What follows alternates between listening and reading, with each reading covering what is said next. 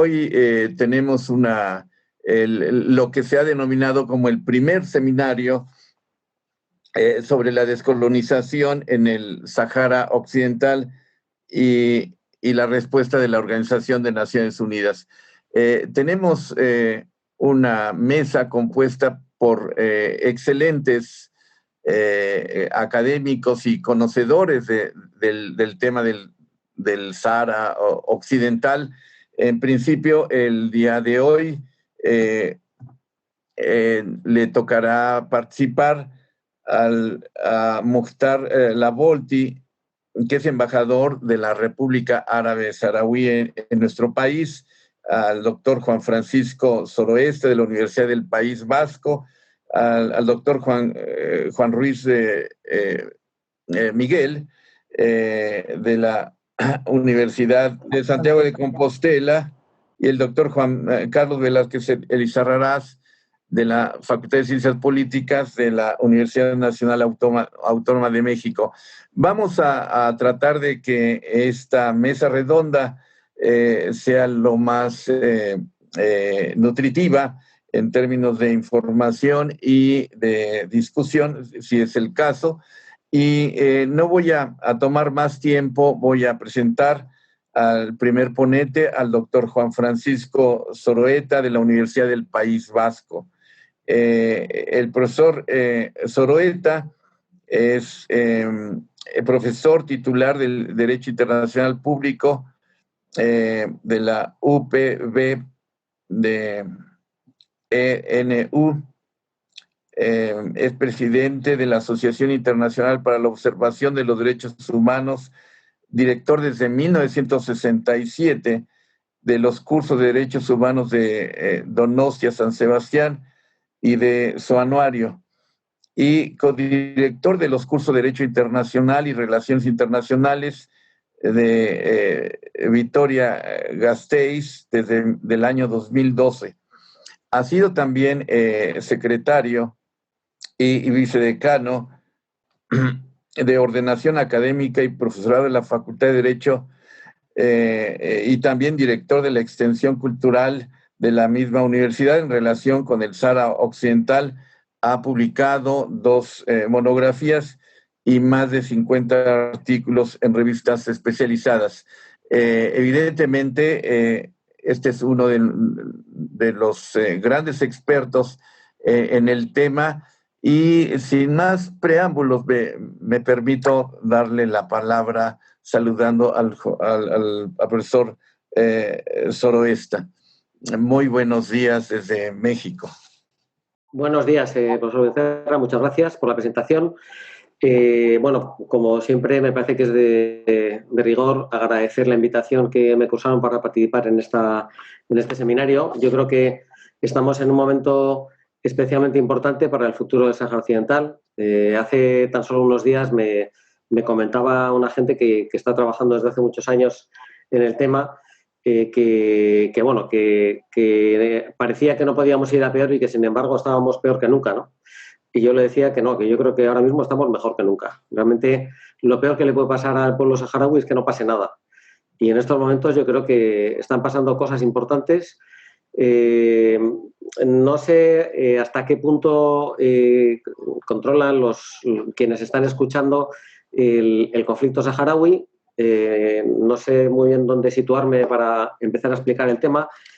Como punto de partida, aunque sea simplemente a vista de pájaro, pues recordar que el Sáhara Occidental era una colonia española, que en el año 75, cuando España estaba organizando el referéndum de autodeterminación, que como en el resto de los territorios coloniales de África, debería dar con el final del conflicto, con la descolonización, normalmente en este caso con la independencia del territorio, que en ese momento Marruecos, que era consciente de que ese referéndum lo iba a perder, movilizó a las potencias hay que situarse en la época, estamos en la época de la Guerra Fría, estamos hablando de una época en la que Marruecos acude a donde Francia y Estados Unidos con la alarma: cuidado, porque si permitimos que se lleve a cabo el referéndum, se va a crear un Estado independiente que va a ser aliado del bloque capitalista de aquella época de los dos bloques, el bloque socialista y el bloque comunista, ya se partía de que el Sáhara Occidental tenía unos vínculos especiales con Argelia y por lo tanto se consideraba que era un peligro para este bloque capitalista que hubiera un Estado socialista en medio. Bueno, es un argumento un poco que hoy en día nos puede resultar algo pasado de moda, pero realmente en aquella época le sirvió a Marruecos para que Estados Unidos y Francia movilizaran a sus aliados en la Asamblea General de las Naciones Unidas y de esta forma consiguieran que se aprobara una resolución en la Asamblea General, una resolución que tiene 3 partes. La primera pide a España que suspenda provisionalmente la celebración del referéndum, porque sabe que el referéndum se va a perder. Entonces, esta resolución le pide a España que paralice provisionalmente la organización del referéndum hasta que la Corte Internacional de Justicia, es la segunda parte de la resolución, emita un dictamen en el que establezca si Marruecos y Mauritania tenían algún tipo de derechos previos a la llegada de España al territorio. Es decir, Marruecos y Mauritania reivindicaban que el Sáhara Occidental formaba parte desde tiempos inmemoriales de sus territorios y lo que se le pedía a la Corte era que dijera si debía resolver el conflicto, como lo había hecho hasta el momento las Naciones Unidas, mediante la celebración de un referéndum de autodeterminación, o si lo que procedía era dividir el territorio entre Marruecos y Mauritania en el caso de que realmente existieran esos derechos. La tercera parte de la resolución decidía enviar al territorio a una comisión de juristas, una comisión de personalidades de las Naciones Unidas, para que se entrevistara en el territorio cara a cara con la gente, para que conociera de primera mano cuál era la voluntad del pueblo saharaui. Y empezando por el final de esta resolución, esta misión emitió un dictamen, a pesar de que sufrió unas graves presiones para que no se mencionara la autodeterminación como salida del conflicto, presiones que se mencionan también en algún momento del informe. En este informe se dice que entrevistados con la población por la calle y con las organizaciones del territorio hay una unanimidad en cuanto a la salida de la independencia. Es decir, la población está por el referéndum de autodeterminación y reconoce como su único y legítimo representante al Frente Polisario. De forma que esta tenía que haber sido la resolución del conflicto, no tenía que haberse dilatado más.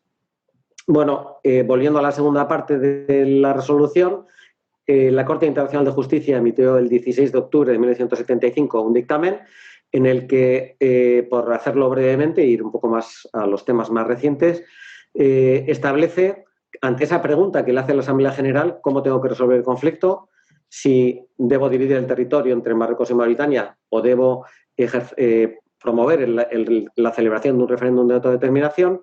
La Corte es muy clara y dice que no existen vínculos, no existieron nunca vínculos de soberanía de Marruecos o de Mauritania sobre el territorio y que, por lo tanto, la forma de ejercer el derecho, la forma de resolver el conflicto, de resolver la descolonización, debe ser necesariamente mediante la celebración de un referéndum de autodeterminación. De que ahí no queda ninguna duda sobre cómo resolverse el conflicto. Bueno, este tiempo que transcurre mientras la Corte está debatiendo durante 3 meses el contenido de ese dictamen es aprovechado por Hassan II, que ya lo tenía previsto, para poner en marcha lo que se llamó la Marcha Verde. La Marcha Verde fue la invasión de 350.000 civiles. Este número era un número simbólico porque era el número de nacimientos en Marruecos en aquella época del año y que iban armados con el Corán exclusivamente. Bueno, hoy en día ya sabemos, porque poco a poco se empiezan a desclasificar algunos papeles de la época de la colonización española. Sabemos que para entonces el actual rey emérito y entonces príncipe de España ya había negociado con Hassan II la entrega del territorio. Es decir, que no fue una invasión ante la que España no pudo defenderse, sino que España había renunciado directamente a su defensa y había negociado su reparto entre Marruecos y Mauritania. Cabe recordar que poco antes de que se produjera esta Marcha Verde, el actual rey emérito, visitó el Aaiún, la capital del Sáhara Occidental, y prometió ante la población y ante los soldados: España defenderá con la última gota de sangre de sus soldados las fronteras del Sáhara Occidental. Bueno, ya sabemos que esto no ocurrió. También cabe recordar, no está de más, que poco tiempo después, cuando ya se produjo la Marcha Verde y se produjo la huida de un numeroso grupo digamos, más de la mitad de la población saharaui hacia lo que hoy en día son los campamentos de refugiados de Tinduf, en el sur de Argelia, en aquel momento se desplazó Felipe González, que entonces era el presidente del Partido Socialista y que poco después sería el presidente español. Y allí en los campamentos de Tinduf lo dijo, y está el audio en YouTube si quieren comprobarlo, se dirigió a la población diciendo: el Partido Socialista estará con vosotros hasta la victoria final, porque el derecho está de vuestro lado, porque tenéis la razón. Bueno, parece que cuando decía hasta la victoria final se refería hasta la victoria final en las elecciones de 1982, que son las que llevaron al poder al Partido Socialista, que en unos meses nada más cerró la oficina del Frente Polisario en Madrid. Bien, en ese momento dio comienzo una guerra de liberación nacional entre 1975 y el 6 de septiembre de 1991, una guerra de liberación nacional, y hay que recordarlo, llevada a cabo por el Frente Polisario, que es un movimiento de liberación nacional reconocido por Naciones Unidas como el único y legítimo representante del pueblo saharaui, lo que significa que el Frente Polisario puede utilizar la fuerza de acuerdo con el derecho internacional. Nunca será, como pretende Marruecos, un movimiento terrorista, es un movimiento de liberación nacional al que se le reconoce la legitimidad del uso de la fuerza. El Frente Polisario durante 15 años llevó a cabo esta guerra contra Marruecos. Durante los años 80, entre principios de los años 80 y el año 88 más o menos, Marruecos terminó de construir un muro de 2.700 kilómetros que divide el territorio en dos partes, con la ayuda, que ahora parece que se empieza a enterar alguna gente, pero con la ayuda desde entonces de Israel. Israel ha sido un aliado de Marruecos desde el principio de la ocupación para establecer el muro, para llevar a cabo incluso las tácticas que tiene el ejército y la policía marroquí en los territorios ocupados. Están copiados, calcados de lo que hace Israel en los territorios ocupados palestinos. Esto es algo que a los marroquíes les duele mucho oírlo, pero yo siempre que tengo la ocasión se lo digo porque esa es la verdad. La situación de Marruecos en el Sáhara Occidental es exactamente la misma que la de Israel en los territorios ocupados palestinos. Ahora, con este reconocimiento de Trump, parece que el pueblo marroquí ha descubierto que Marruecos no es, como pretendía ser, el gran defensor del pueblo palestino ante el mundo, sino que colaboraba con Israel en la ocupación. Bueno, pues ya era hora de que se supiera, ¿no? Aunque era un secreto a voces para todos los demás. Bueno, como digo, en 1991 finalmente se llega a un acuerdo, entra en vigor el alto el fuego, se negocia un acuerdo de paz y este plan de arreglo preveía la celebración de un referéndum en el plazo de 6 meses, en 1991. Han pasado 30 años desde entonces. ¿Esto qué quiere decir? Que el plan de paz era muy sencillo, que los criterios que debía utilizar la MINURSO, que es la Misión de Naciones Unidas para el Referéndum, hay que recortarlo, SR, ¿no? Para el referéndum en el Sáhara Occidental, la MINURSO está en el Sáhara Occidental para organizar el referéndum, se organizó, es decir, la MINURSO tenía que llevar a cabo el referéndum en 6 meses. ¿Por qué no se ha llevado nunca a cabo este referéndum? Bueno, pues porque, como decía, el plan de paz preveía un censo, ese censo era el censo confeccionado por España en 1974, que tenía que actualizarse en 6 meses, porque no necesitaba más tiempo. Era un censo muy fácil de actualizar, solamente había que incluir en el censo a los saharauis que habían nacido, que habían llegado a la mayoría de edad en esos años, 15 años de guerra, y quitar del censo, lógicamente, a los que habían fallecido desde entonces. Bueno, la desgracia del pueblo saharaui fue que en el momento en que se comenzó con el proceso de identificación, comenzó en Argelia una terrible guerra que se llevó por delante a 200.000 argelinos y que le hizo pensar a Hassan II, bueno, vamos a ver qué pasa, porque si Argelia retira su apoyo al pueblo saharaui, se acabó el conflicto. Hay que recordar que la población saharaui vive dividida entre quienes viven en los territorios ocupados por Marruecos, los que viven en los campamentos de refugiados en el sur de Argelia y los que viven en el territorio del Sáhara Occidental, no ocupado. Yo prefiero llamarlo, más que territorios liberados, territorios no ocupados, porque el Sáhara Occidental es todo el territorio. Falta por liberar una parte, pero la otra parte es el Estado saharaui puro y duro, no hay ninguna duda sobre el tema, ¿no? Es soberanía pura y dura lo que ejerce la República Saharaui sobre esos territorios que están, digamos, al este del muro. Bueno, como decía, Marruecos empezó a dilatar indefinidamente la celebración del referéndum, poniendo obstáculos al proceso de identificación y con un objetivo claro desde el principio: nunca va a aceptar un referéndum de autodeterminación. Cuando llegó Kofi Annan a la Secretaría General de Naciones Unidas, por primera vez como secretario general era bien recibido por los saharauis, porque los anteriores es mejor no mencionarlos, porque habían sido claramente pro-marroquíes. Como digo, Kofi Annan es nacional de un Estado que reconoce a la República Saharaui, un experto en descolonización, porque había participado desde Naciones Unidas en varios procesos y parecía la persona adecuada para llevar a cabo la descolonización. Pero él sabía desde el principio que Marruecos nunca iba a aceptar un referéndum. De forma que abrió dos vías. Una vía oficial, ante el mundo dijo, recuperamos el proceso de descolonización, vamos a seguir adelante con el proceso de descolonización, y una vía oficiosa. La vía oficiosa era encargar a Ines Baker, que había sido el encargado de desbloquear el conflicto yugoslavo en los acuerdos de Dayton, una persona que parecía capacitada para imponer una solución, para negociarla, pero además para imponerla. Pero desgraciadamente entonces ya nos dimos cuenta de que el poder de chantaje de Marruecos no tiene límites y que Ines Baker para ellos no dejó de ser un monigote y así lo trataron. Hasta el punto de que Ines Baker llegó a dimitir. Llegó a dimitir porque había propuesto un plan que era claramente pro-marroquí. ¿Qué proponía Ines Baker?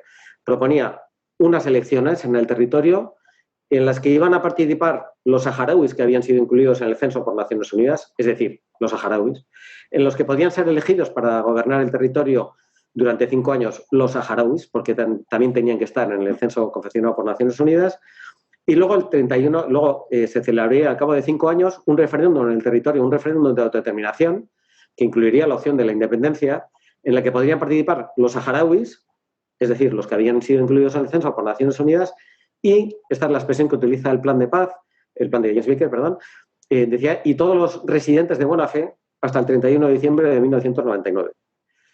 Bueno, esta expresión es una novedad en derecho internacional porque Kofi Annan se inventó, y de la mano de Ines Baker, el derecho a determinación de los residentes de buena fe.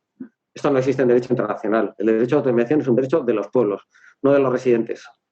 Esto es una barbaridad jurídica, pero bueno, y el propio Ines Baker no podía entender por qué no aceptar una cosa tan buena, ¿no? Bueno, ¿qué dijo? En aquel momento, más o menos, la proporción de marroquíes y saharauis en el territorio doblaba a los marroquíes a los saharauis, con lo cual era claramente un plan pro-marroquí. Recuerdo que en aquella época, en el año 2003, Ahmed Buhari, que en paz descanse, el buen hombre, me llamó y me pidió que organizáramos una declaración, un decálogo de lo que dice el derecho internacional en relación con cómo debe resolverse el conflicto del Sáhara Occidental. Nos reunimos en San Sebastián, pues digamos un poco la creen de la creen del derecho internacional y luego unos pocos que éramos los demás que no éramos la creen de la creen. Negociamos un decálogo. Mientras lo negociábamos, recibimos llamadas del Ministerio de Asuntos Exteriores.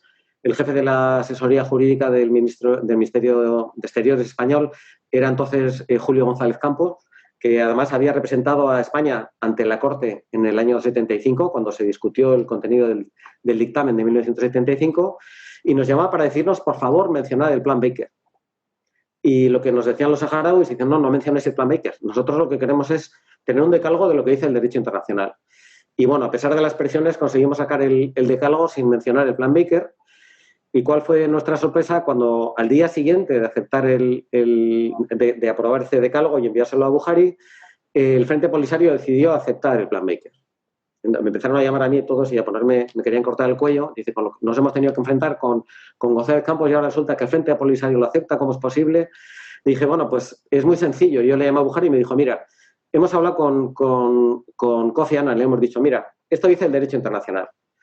Este es el decálogo. Esta es la forma de resolver el conflicto del Sáhara Occidental. Es decir, que el Consejo de Seguridad apruebe una resolución en el ámbito del capítulo 7 de la Carta obligando a las partes a aceptar el resultado del referéndum. Y esto es lo que nos están ofreciendo en Plan Baker. Nos estamos yendo desde aquí hasta aquí. Estamos haciendo un recorrido, estamos recorriendo marcha atrás gran parte del camino que hemos recorrido para llegar al plan de paz. Y lo aceptamos. ¿Por qué lo aceptó el Frente Polisario? Porque sabía que Marruecos nunca aceptaría ese plan. Nunca aceptará una autonomía, aunque lo diga, nunca lo va a aceptar. Y por otra parte, porque cuando Peter Balbanson, que fue un enviado especial del secretario general al Sáhara Occidental, intervino ante el Parlamento francés y le preguntaban ¿cómo es posible que Marruecos no acepte un plan que es claramente pro-marroquí? La respuesta de Balbanson fue es que Marruecos no se fía del voto de sus ciudadanos. No se fía del voto de los colonos.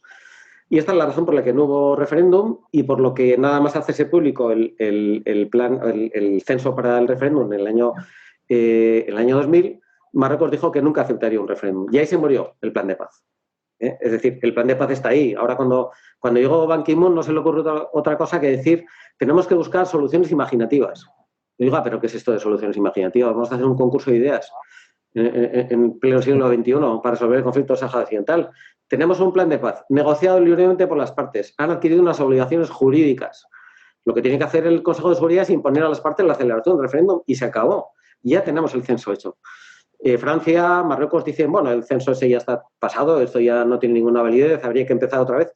No, ese censo se actualiza fácilmente, o sea, en 2 meses se actualiza sin ningún problema.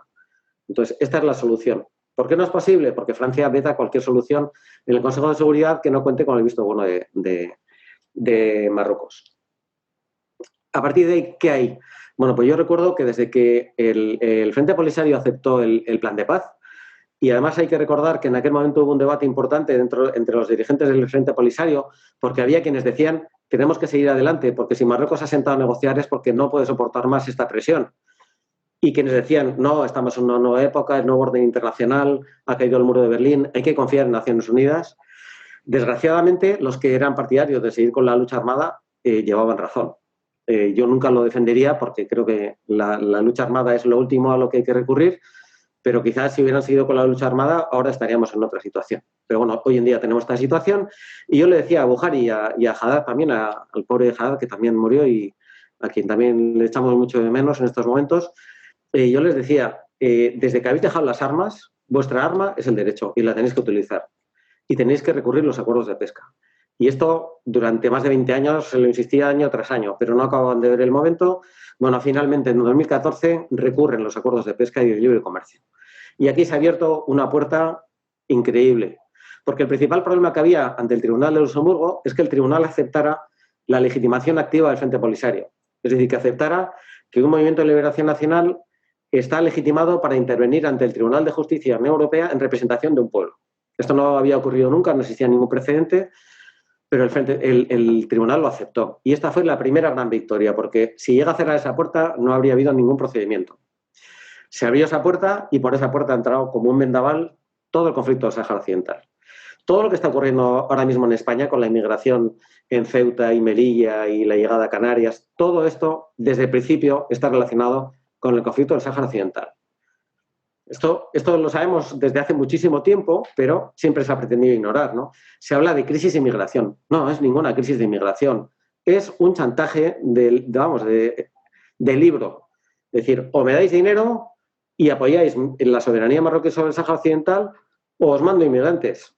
Y para que veáis que no es broma, de repente os voy a mandar 10.000 en 2 días, a ver qué os parece.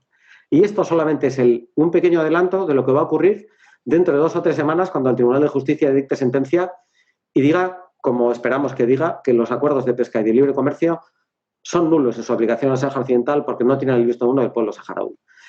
Esto es un adelanto simplemente porque en el momento en que se dicte esta sentencia nos vamos a preparar para ver llegar, porque es la policía marroquí la que organiza la inmigración. En el Sáhara Occidental no se mueve nadie, ni en Marruecos, sin que lo sepa la policía. Es imposible que salga una patera de una playa del Sáhara Occidental o de Marruecos sin que lo sepa la policía. Y no es que lo sepa, es que la organiza.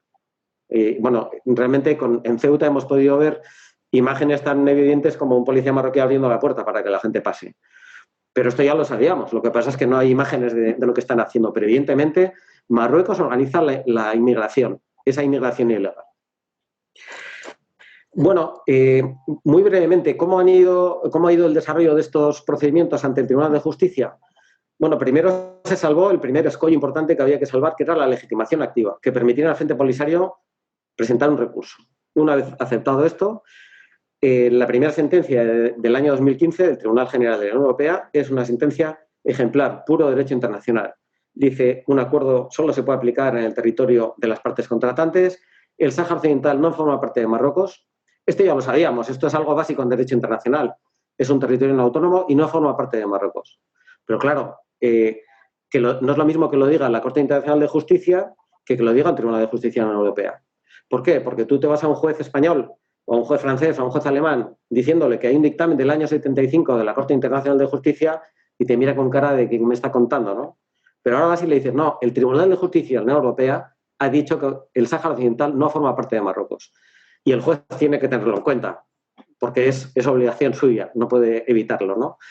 De forma que esta primera sentencia dice el Sáhara Occidental no forma parte de Marruecos. Esto ha sido confirmado en las sucesivas sentencias del tribunal, así que esto ya es jurisprudencia y ya no hay nada que discutir.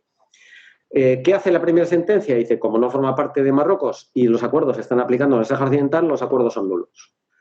Bueno, el Consejo recurre esta sentencia y la nueva sentencia del Tribunal de Justicia de la Unión Europea, en esta sentencia, los jueces del tribunal prevarican. Sé que en realidad son colegas nuestros de Derecho Internacional quienes terminan ocupando estos puestos de jueces en el Tribunal de Justicia, pero los 15 jueces del Tribunal de Justicia han prevaricado porque han dictado una sentencia injusta a sabiendas.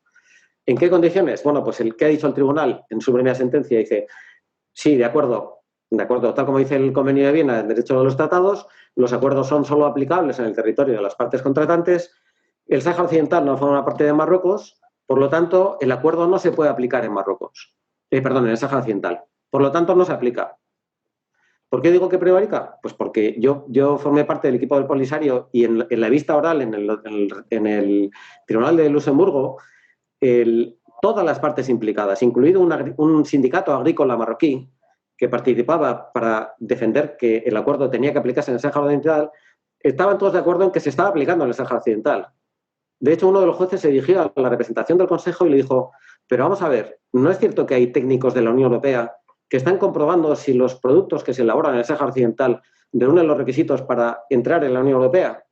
Dice, sí, dice, ¿y entonces qué hacen allí? ¿Están de vacaciones o están porque se está aplicando el acuerdo? No se está aplicando. Bueno, pues el tribunal dijo, no puedo decir que se está aplicando porque si no voy a tener que establecer indemnizaciones. Así que digo que no se aplica y me quito el muerto de encima. Pero el abogado general, en su informe, el abogado general emite unas conclusiones previas a la sentencia que en el 80% de los casos es seguida por el tribunal en su sentencia. ¿Qué decía el tribunal general en relación con el recurso con los acuerdos de pesca? En relación con los acuerdos de pesca. Estoy un poco, por resumir, estoy llevando un poco de la mano los acuerdos de libre comercio y de pesca, pero cada uno tiene su propio recorrido, ¿no? Aunque van a llegar al mismo punto. Entonces, en los acuerdos de pesca, el abogado general dice, bueno, según el derecho internacional, existe una opinio juris, muy discutible, se la inventa el abogado general, según la cual las potencias administradoras pueden aplicar acuerdos internacionales en los territorios de los territorios coloniales. Pero para eso hace falta que incluyan una cláusula en el tratado que diga este tratado será aplicable también. Esto lo hace Nueva Zelanda, lo hace Estados Unidos, pero claro, estamos hablando de potencias administradoras y el tribunal ya ha dejado claro antes que Marruecos no es la potencia administradora. Entonces, esto no viene a cuento. Pero bueno, aunque eso está buscando una vía de salida del tribunal, bastante poco ortodoxa desde el punto de vista del derecho internacional, pero bueno, dice, como no se establece en un anexo que ese acuerdo se aplica en el Sáhara Occidental, no se aplica. Pero llegan los de pesca y entonces el abogado general dice, ya, pero aquí sí se dice, porque aquí hay unos anexos que dicen explícitamente con mapas dónde se va a llevar a cabo la pesca.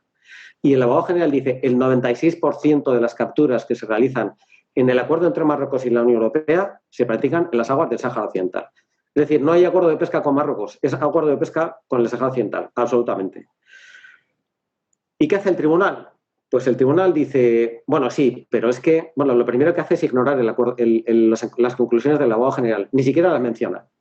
Porque el abogado general dice, los acuerdos violan el derecho internacional, la Unión Europea está violando el derecho internacional, la Unión Europea está reconociendo de jure, aunque diga que no, la anexión del territorio por parte de Marruecos, está violando el derecho internacional, incurriendo en responsabilidad internacional, porque está apoyando la consolidación de una situación que se deriva de una violación grave del derecho internacional, como es una ocupación militar, es decir, le da un repaso a la Unión Europea, porque es lo que está haciendo, pero el tribunal dice, pues yo ahí no me meto, no quiero, y solamente os voy a comentar que el día de la vista ante el Tribunal de Luxemburgo, en el pleno, con los 15 jueces enfrente, el representante de Francia se dirigió a los 15 jueces con el dedo así, diciéndoles uno a uno, tengan en cuenta las graves consecuencias que tendría una confirmación de la sentencia para las relaciones entre Marruecos y la Unión Europea. O sea, le está diciendo a los jueces, dejen a un lado el derecho y tengan en cuenta la política, algo que es inaceptable para un tribunal, que lo que tiene que hacer es aplicar el derecho. Bueno, pues el tribunal cedió a esa presión. Entonces, ¿cómo resuelve el tema de la pesca? Es todavía más rocambolesco. ¿Qué dice? Bueno, efectivamente, de acuerdo con esos mapas, parece que se aplica en las aguas del Sáhara Occidental. No hay ningún otro sitio donde aplicar ese acuerdo, por otra parte. Dice, de todas formas, los acuerdos, o sea, los mapas se incluyeron como anexo al día siguiente de entrar en vigor el tratado. Entonces, ¿eso quiere decir? Pues que no se puede aplicar el tratado en ningún sitio, porque sin mapas, ¿dónde se va a pescar, no?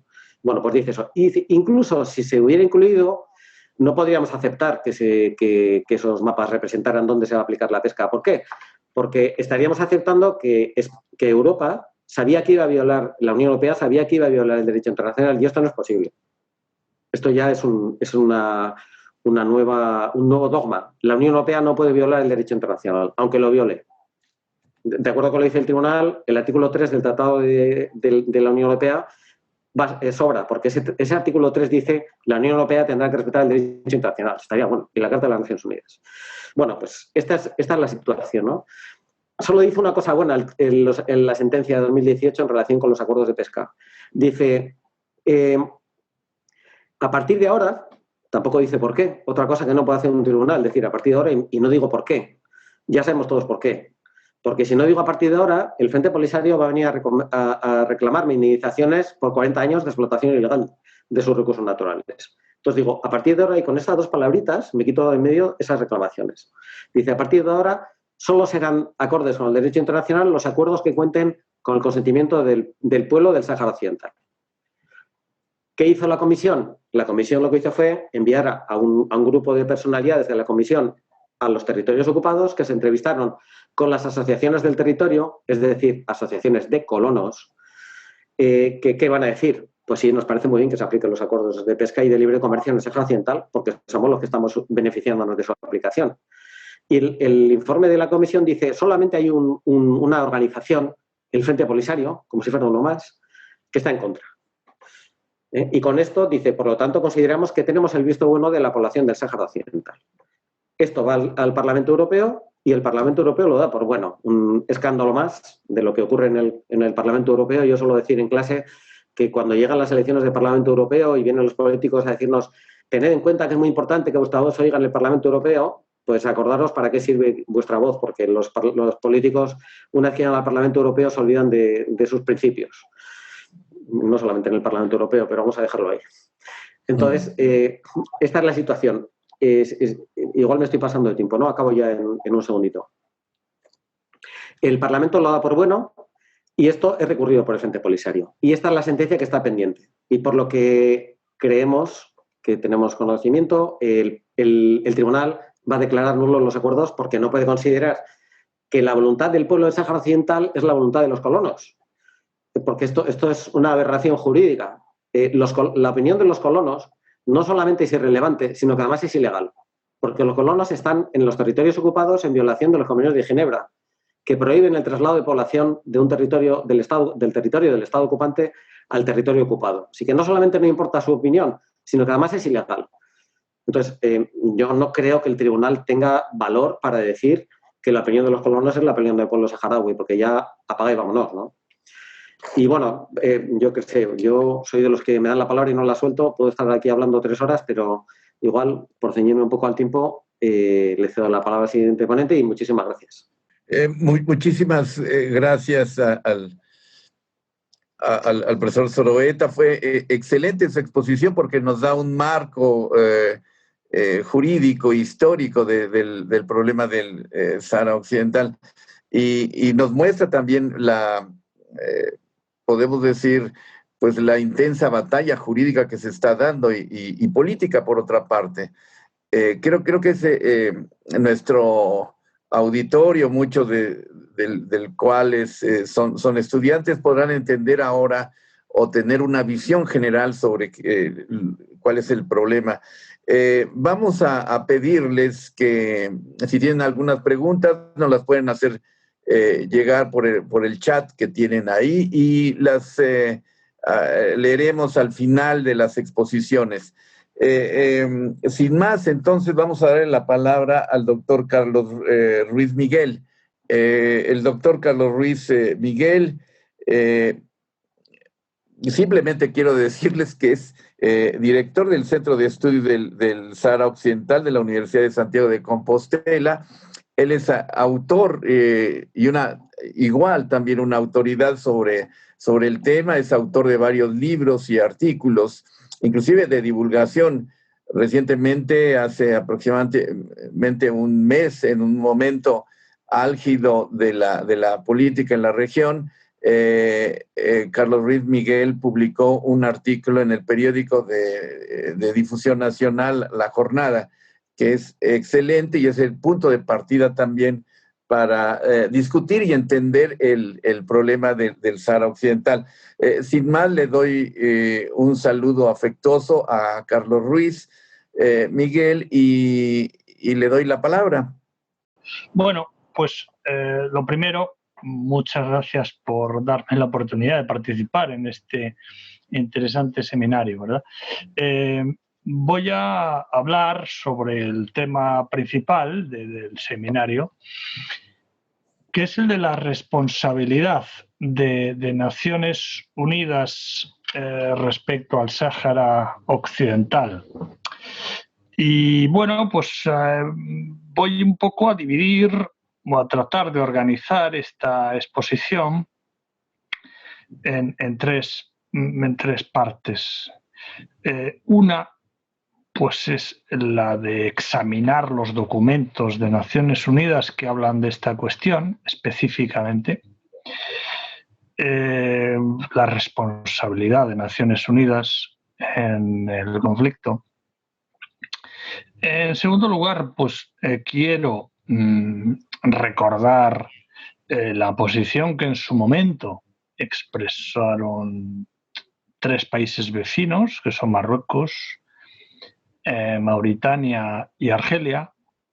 Y luego, finalmente, voy a intentar, pues brevemente, a partir, ¿verdad?, de lo que dicen estas resoluciones de Naciones Unidas, pues determinar cuál es la responsabilidad de Naciones Unidas y ver cómo ha fallado esta responsabilidad. Como no se está cumpliendo tal y como debería. Ya la cuestión de qué se debería hacer ante este incumplimiento ya es otra cuestión ya que se nos escapa un poco o que podríamos dejar en su caso para el debate. Bien, la primera vez que se habla en las resoluciones de la Asamblea General de Naciones Unidas sobre responsabilidad de Naciones Unidas en el conflicto del Sáhara Occidental es en 1972. Y la última, de momento, es en la resolución de 2020. No todas las resoluciones desde el año 72 al 2020 han tratado o han mencionado esta responsabilidad. Y no siempre con el mismo tenor. No siempre con el mismo tenor.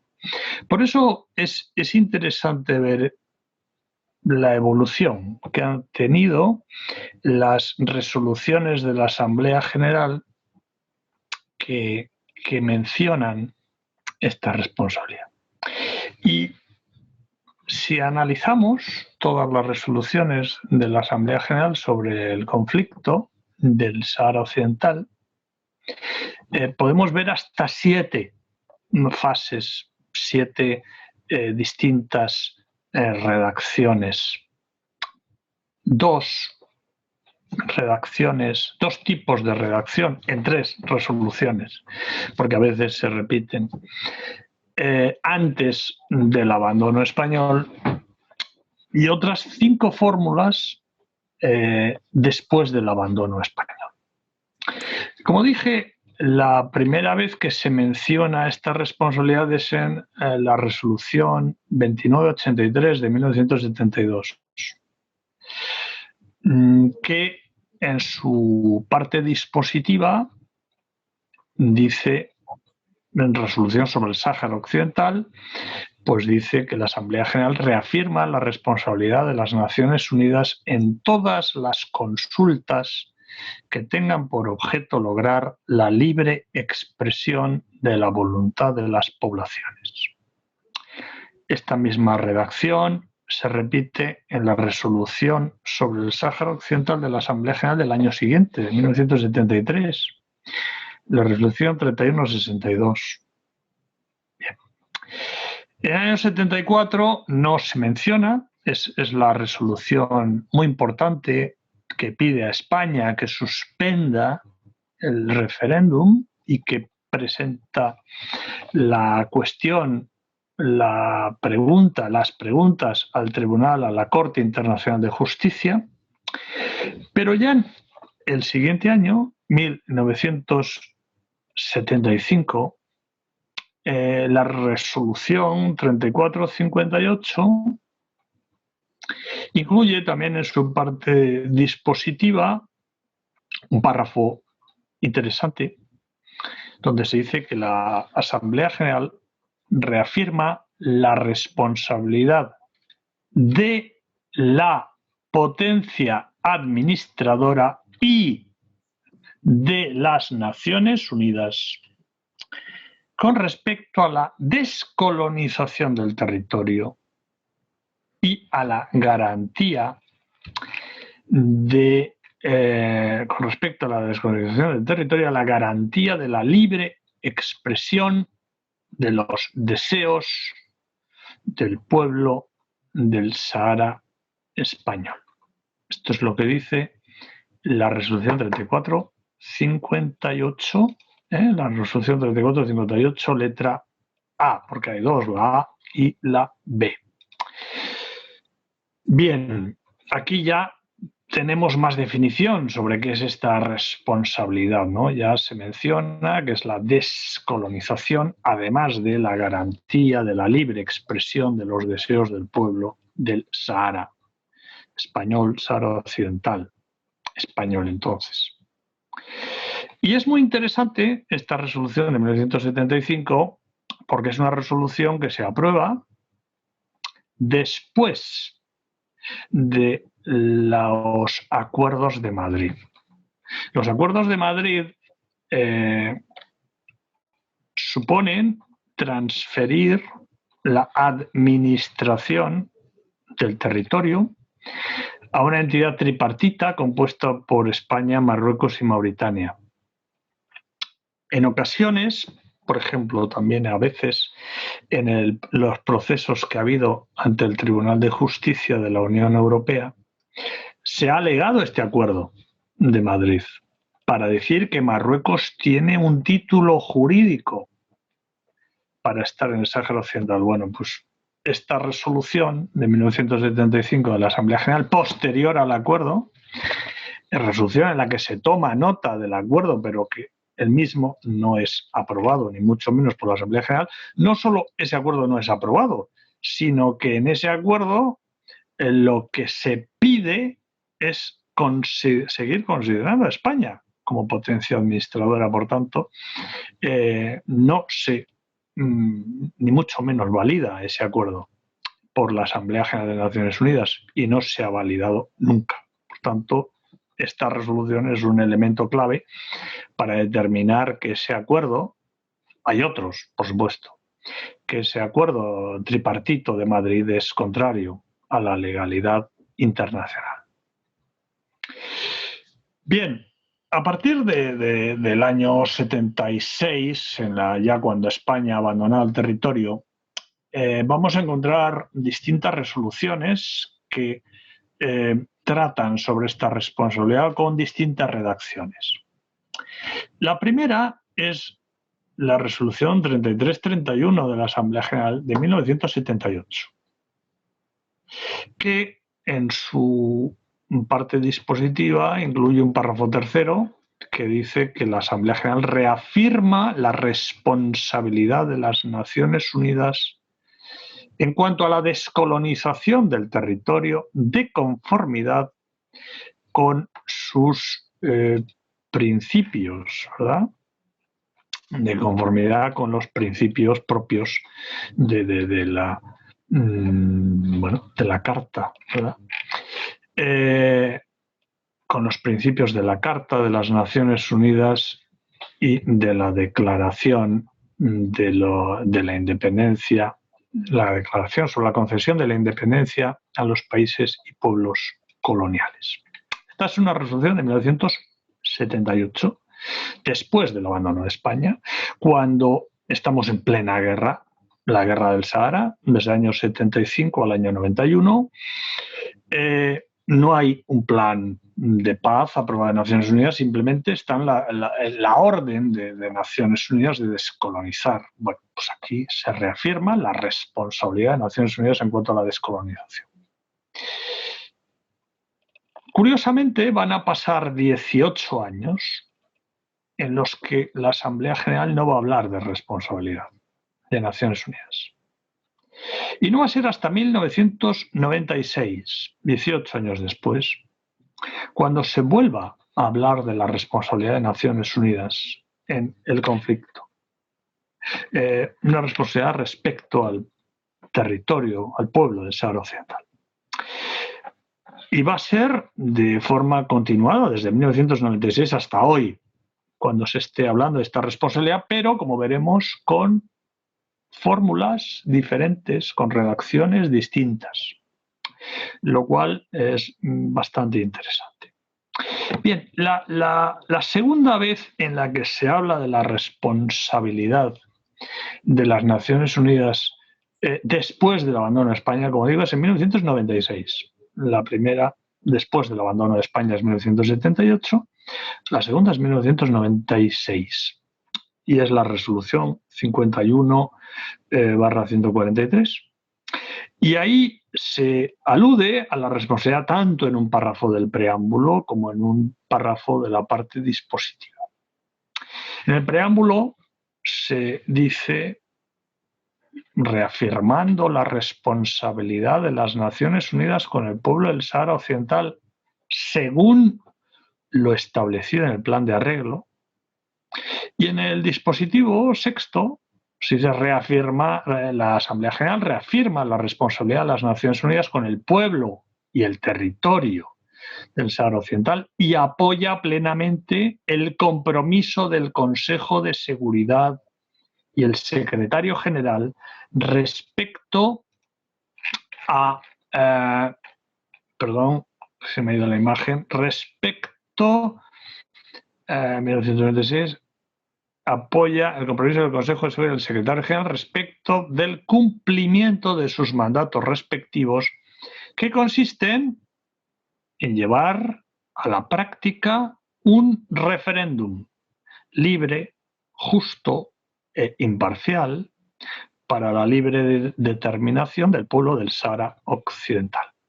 Esta resolución de 1996 es la de todas las que hay, la que detalla con más precisión cuál es esta responsabilidad de Naciones Unidas. A partir del año siguiente y hasta el año 2002, desde 1997 hasta el año 2002, pues vamos a encontrar una redacción mucho más sintética, menos precisa. El párrafo del preámbulo es igual, reafirmando la responsabilidad de las Naciones Unidas con el pueblo del Sáhara Occidental, según lo establecido en el plan de arreglo, pero en la parte dispositiva, en lugar de esa fórmula anterior tan precisa y tan clara, pues lo único que se va a hacer es repetir la frase del preámbulo, que la Asamblea reafirma la responsabilidad de las Naciones Unidas para con el pueblo del Sáhara Occidental, según lo establecido en el plan de arreglo. Bien, el plan de arreglo, como supongo que saben los que están escuchando, es el plan aprobado por el Consejo de Seguridad y compuesto por una serie de documentos. La base, el documento principal es el acuerdo entre Marruecos y el Frente Polisario en 1988, que, como digo, es aprobado en 1990 por el Consejo de Seguridad y que establece básicamente dos cosas. Hay otras más, pero las más importantes son, por un lado, un alto el fuego en la guerra que se estaba celebrando, que estaba produciéndose entre Marruecos y el Frente Polisario, y por otro lado el compromiso de las dos partes, Marruecos incluido, en celebrar un referéndum de autodeterminación para elegir entre la independencia o la integración en Marruecos. Bien, este es el plan de arreglo que fue acordado por las dos partes y que está aprobado por el Consejo de Seguridad. Bien, pues la Asamblea General reafirma la responsabilidad de las Naciones Unidas con el pueblo del Sáhara Occidental, según lo establecido en el Plan de Arreglo. Esta redacción de las resoluciones de la Asamblea General se mantuvo hasta el año 2002.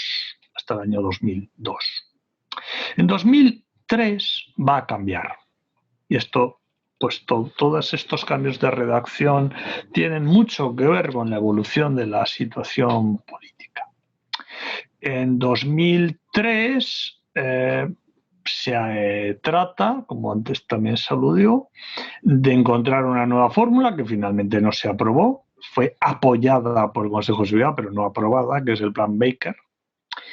Y la resolución del 2003 de la Asamblea General pues va a decir que en el preámbulo, reafirmando la responsabilidad de las Naciones Unidas hacia el pueblo del Sáhara Occidental, y en la parte dispositiva reafirma la responsabilidad de las Naciones Unidas hacia el pueblo del Sáhara Occidental. Esta fórmula, que alude a esta responsabilidad en el preámbulo y en la parte dispositiva, como digo, se mantuvo en las resoluciones de 4 años, 2003, 2004, 2005, 2006. A partir del 2007 y hasta la actualidad, las referencias a esta responsabilidad van a cambiar ligeramente. ¿Por qué? Bueno, pues porque se mantiene la misma frase en el preámbulo de todas las resoluciones que hay sobre el Sáhara Occidental de la Asamblea General, pero se elimina el párrafo de la parte dispositiva que menciona esta responsabilidad. Se elimina. Bueno, esto evidentemente pues es la evolución.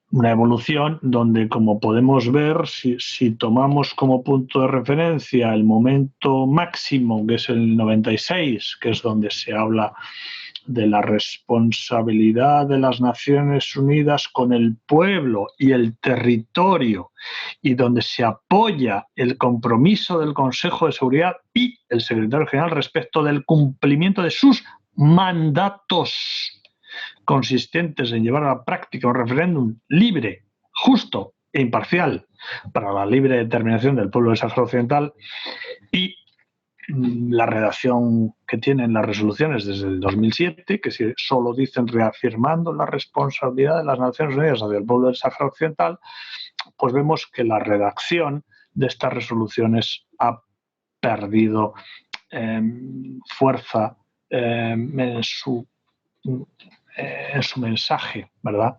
No son resoluciones las que hay desde el año 2007, pues que tengan un lenguaje especialmente fuerte, lo cual refleja precisamente cómo las Naciones Unidas, a pesar de proclamar esta responsabilidad, pues prácticamente desde 2007 no han hecho nada. Bien, esto digamos que es la cuestión, el examen, el análisis de las resoluciones de la Asamblea General. Esta responsabilidad de las Naciones Unidas ha sido recordada, asumida también antes del abandono de España por los 3 países vecinos en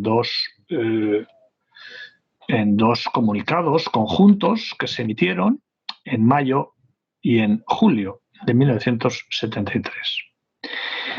En el comunicado conjunto de los gobiernos de Argelia, Marruecos y Mauritania, de 9 de mayo del 73, Nouakchott,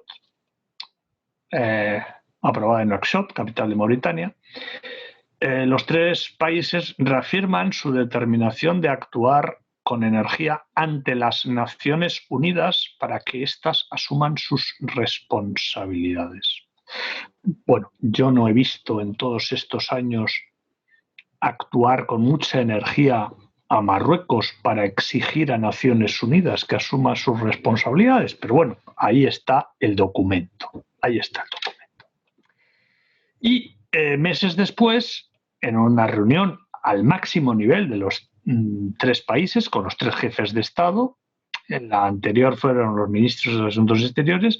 El 24 de julio de 1973, en Agadir, los tres jefes de Estado, y aquí, repito, incluimos al jefe de Estado de Marruecos, rey Hassan II, han reafirmado su adhesión indefectible al principio de la libre determinación y su anhelo de velar por la aplicación de este principio en un marco que garantice a los habitantes del Sahara la libre y auténtica expresión de su voluntad conforme a las decisiones de las Naciones Unidas.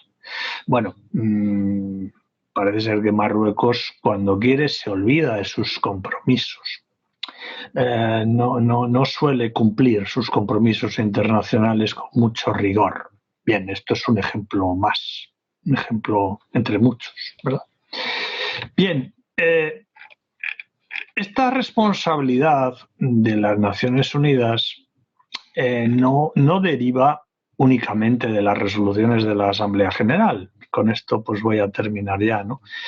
Es una responsabilidad que deriva de la Carta, de las resoluciones respecto al Sáhara Occidental, sino que tiene un fundamento sólido en la Carta de las Naciones Unidas y en una resolución genérica de la Asamblea General que tiene una fuerza jurídica especial, porque es una norma vinculante.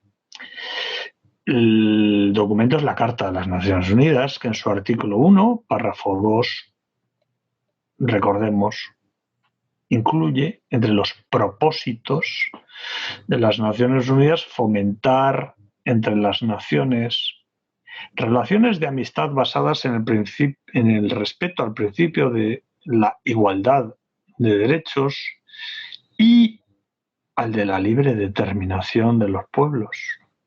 Bueno, pues este propósito corresponde a las Naciones Unidas. Bien, las Naciones Unidas tiene que fomentar esto.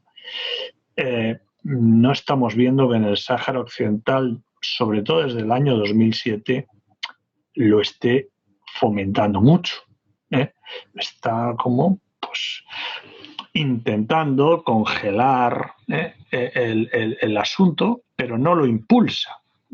Lo mantiene, incluso va diluyéndolo, si puede, poco a poco, pero no fomenta la aplicación de este principio como debiera. Y de hecho, la Declaración sobre la concesión de la independencia a los países y pueblos coloniales, que es el marco en el que se dictan todas las resoluciones de la Asamblea General sobre el conflicto del Sáhara Occidental, la resolución 1514, pues nos recuerda, esta resolución 1514, el importante papel que corresponde a las Naciones Unidas como medio de favorecer el movimiento en pro de la independencia en los territorios no autónomos. Bueno, pues esta responsabilidad que tiene Naciones Unidas en el territorio no autónomo del Sáhara Occidental no parece que se esté cumpliendo. Es decir,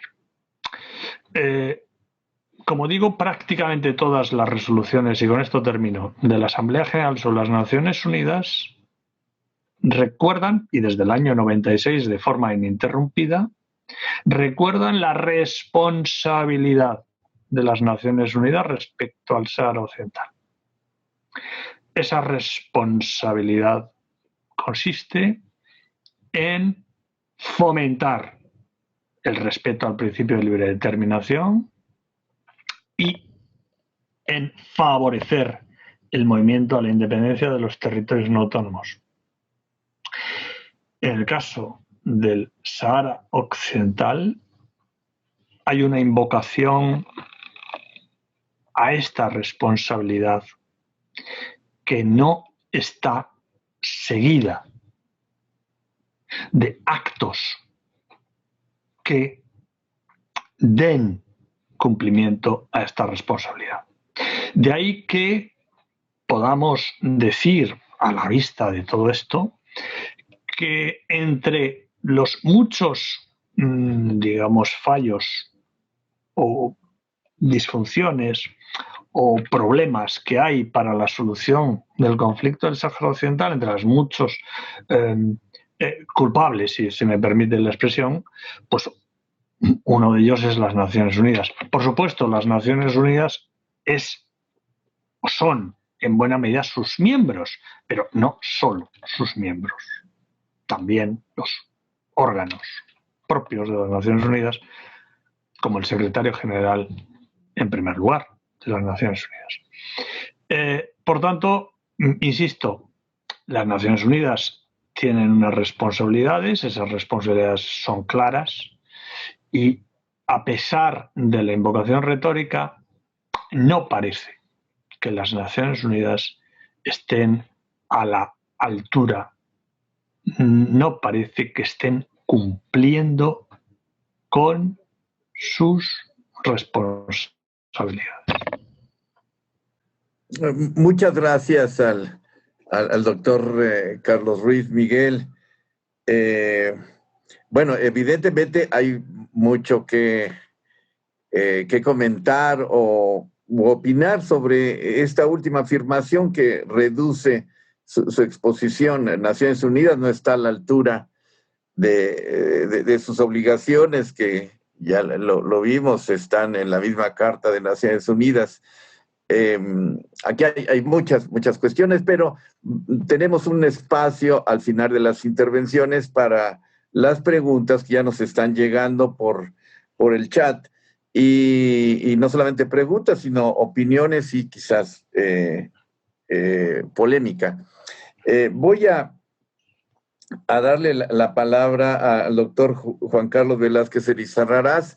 Al final tomará el uso de la palabra también el maestro Mukhtar Lebol para cerrar ya las exposiciones, y después vendrá el espacio de preguntas-respuestas u opiniones en términos generales.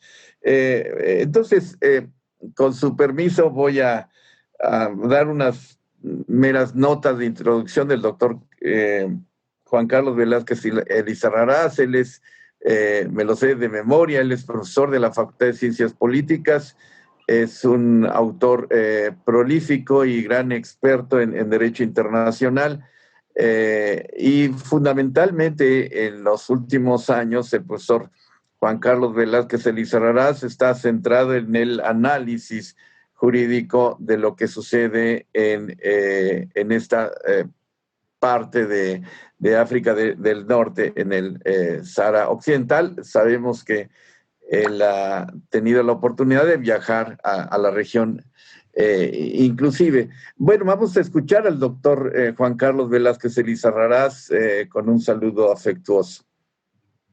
Muchísimas gracias, doctor Becerra.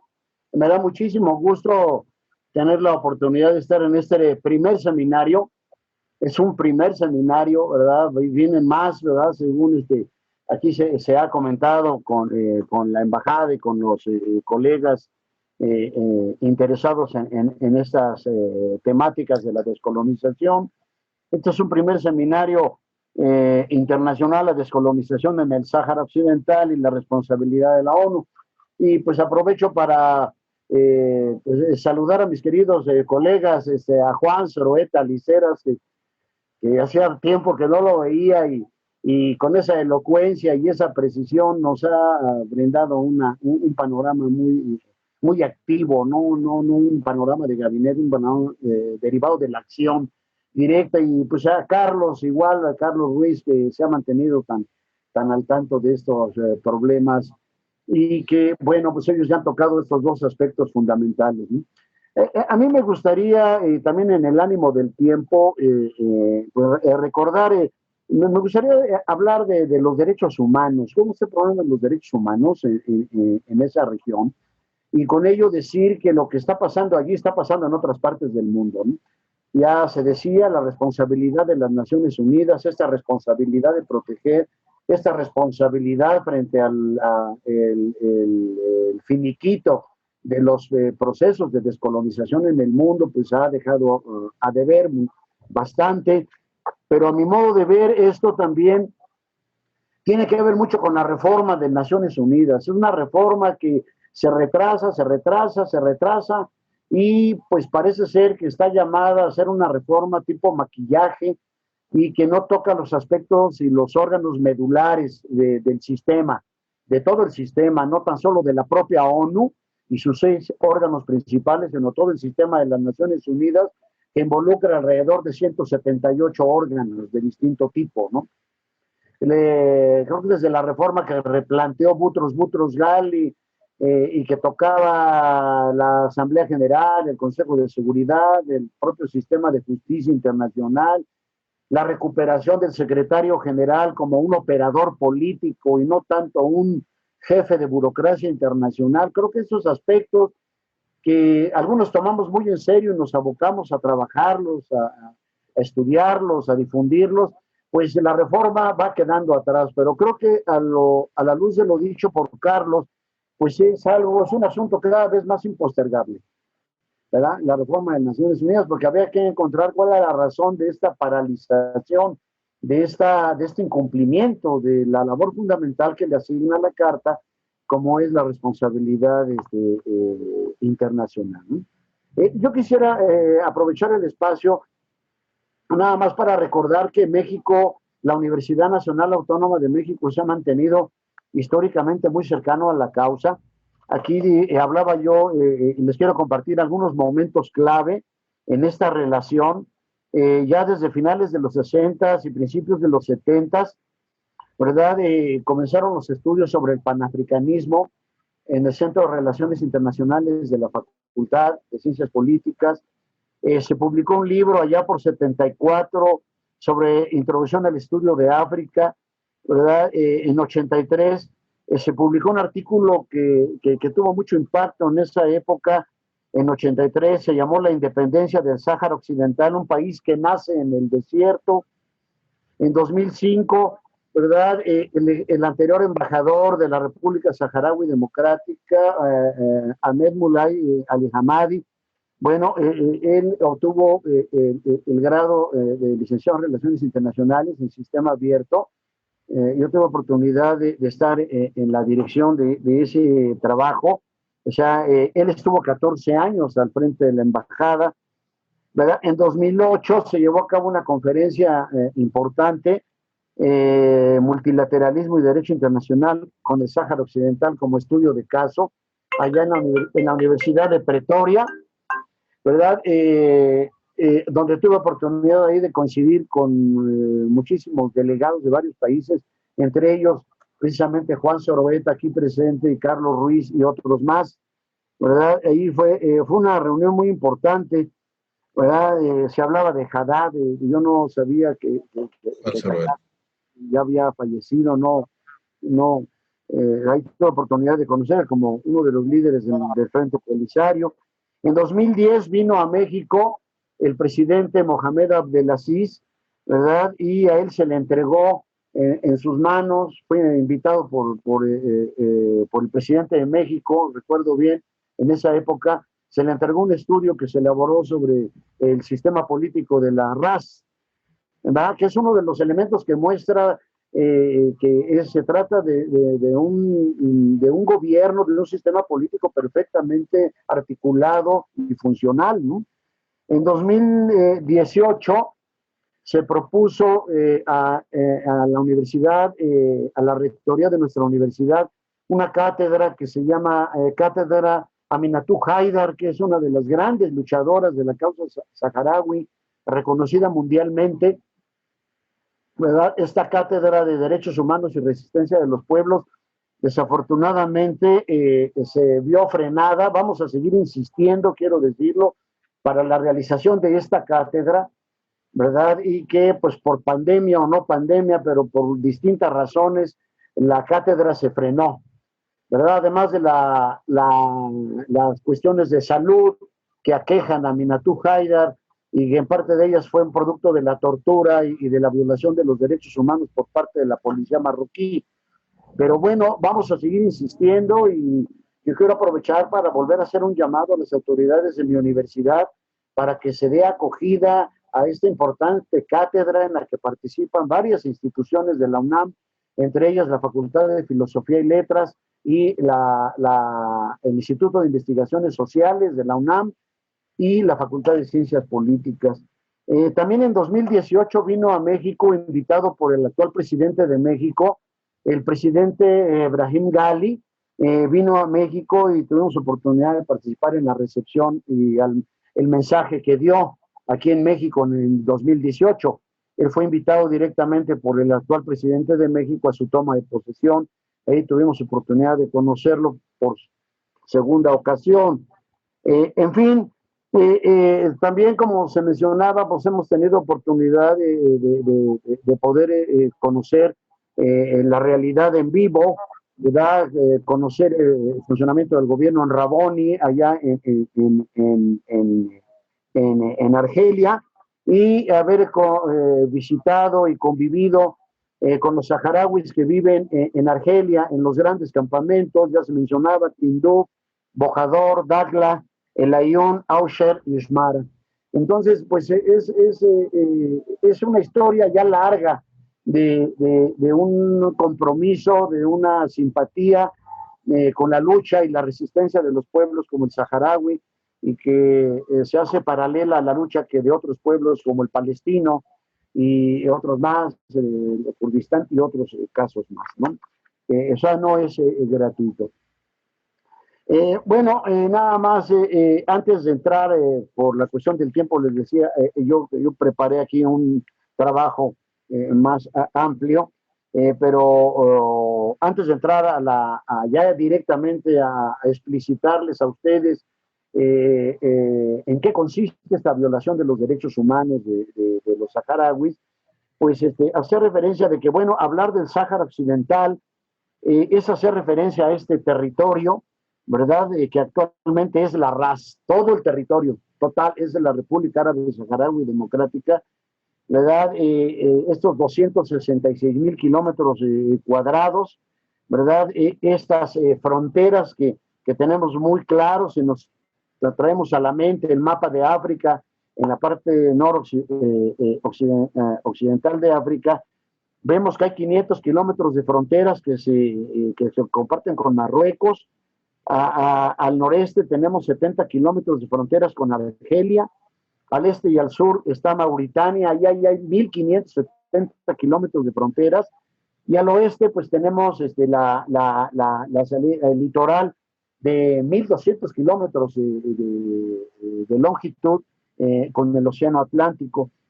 Pero yo diría que el problema del Sáhara Occidental se puede reducir a enunciados muy sencillos, ¿verdad? Los saharauis eran saharauis cuando no había ni españoles ni franceses. El pueblo saharaui tenía sus territorios naturales, ¿no? Ocupaba a su modo nómada y seminómada, tenía sus tierras, sus cultivos, sus ganados, su comercio, su cosmovisión, su cultura, su lengua. Todo esto era suyo, mucho antes de que Francia, España o Marruecos existieran como estados. Por ello no debe de caber duda de que el territorio del Sáhara Occidental pertenece solamente al pueblo saharaui. En los tiempos precoloniales, los saharauis vivieron como una comunidad independiente y desarrollaron sus propias formas de expresión cultural y organizaciones sociopolíticas, siendo estos precisamente los elementos idiosincráticos que conformaron, ¿verdad?, el hecho diferencial de esta sociedad insigne, ¿verdad? Durante muchos siglos. Quienes los conocemos bien y sabemos de su pasado y de su lucha presente, podemos constatar que los saharauis son célebres por ser una sociedad tolerante, abierta y pacífica, que nunca ha estado involucrada en ninguna forma de extremismo político o religioso. ¿Verdad? Como mexicano, no debo dejar de destacar que desde antes y después de la constitución de la República Árabe Saharaui Democrática, que fue el 27 de febrero de 1976, México atestiguó y se solidarizó con apego al derecho internacional y la razón social y política con el camino elegido por este pueblo para lograr la aplicación del principio de autodeterminación e independencia que hoy, se diga o se reconozca o no, está ubicado en un rango de jus cogens o norma imperativa por la comunidad internacional. Nuestro país, México, ha reconocido en los términos de la histórica doctrina Estrada, junto con otros 81 países, la presencia de las Naciones Unidas en el territorio colonizado con la aplicación efectiva de planes y iniciativas de arreglo para materializar el principio de autodeterminación, el reconocimiento de su estatalidad y la consecución de los objetivos soberanos del pueblo saharaui. México ha estado de acuerdo, no solo ha reconocido, es uno de los 82 países que hemos reconocido a la República Árabe Saharaui Democrática como Estado, sino que hemos reconocido, ¿verdad?, la acción, la intervención de Naciones Unidas, ¿verdad?, para llevar hasta sus últimas consecuencias un proceso de descolonización del cual, como ya lo señaló Carlos, hay una responsabilidad en todos sentidos de la organización. Pero, pues vemos ya, y a raíz de los hechos que se han desarrollado a partir de este año, desde noviembre del año pasado, con la revitalización del conflicto, porque no podremos negar que no se puede soslayar que el régimen de Mohamed VI, ¿verdad?, realmente arranca desde una, se puede oír muy fuerte, pero es una traición a la comunidad islámica al entablar relaciones con Tel Aviv a cambio de que el expresidente Trump reconociera la soberanía marroquí sobre todo el Sáhara Occidental, que es en un ominoso, nos parece, intercambio de favores, como tantos actos, ¿verdad?, que protagonizaron la monarquía marroquí con el gobierno de los Estados Unidos. Llegamos a pensar que quizá era probable que el nuevo gobierno de Estados Unidos, en este intento de un poco reacomodar el desbarajuste que dejó su antecesor, se pudieran tomar medidas en un sentido de recuperación, pero pues hemos visto que en este y otros renglones de la actual administración de Estados Unidos están las mismas, prácticamente. Y las Naciones Unidas han fallado definitivamente en sus varios intentos, han quedado rebasadas por los tiempos, por las circunstancias y por los intereses de la Realpolitik. Y no sería incluso alejado de la realidad afirmar, al margen que lo haya declarado o no el Frente Polisario, que con esta inacción, con esta omisión, con este aletargamiento, la Organización de las Naciones Unidas ha facilitado las agresiones de Marruecos, ¿verdad?, a la República Árabe Saharaui Democrática, ¿verdad? Y ya no queremos tanto mencionar las intervenciones que velada, subrepticia o abiertamente tienen otras potencias básicamente europeas. Por eso creo que me parece muy atinado lo que señalaba Juan, por cuanto a que una cuestión importante es invocar la resolución o el fallo de la Corte Internacional de Justicia del 75, pues que ya quedó unos bastantes años atrás, 46 años, a hablar, ¿verdad?, de resoluciones, ¿verdad?, del Tribunal de Justicia Europeo. Creo que este último da una actualidad muy importante, ¿no?, al asunto. Y en el caso de México, lo quiero decir abiertamente, algo que no nos queda muy claro, a pesar de que nosotros reconocimos a la República Árabe Saharaui, no nos queda muy claro por qué es que no se reconoce a la actual representante del presidente de los saharauis en México. Hay una embajada, ¿verdad? ¿Por qué no se le reconoce como embajador? Porque el rango que se reconoce en México es el de ministro encargado de negocios, pero no embajador. Y hay que decirlo abiertamente, ¿no? Quiero referirme a que si México no ha reconocido al Estado palestino, por ejemplo, ¿no?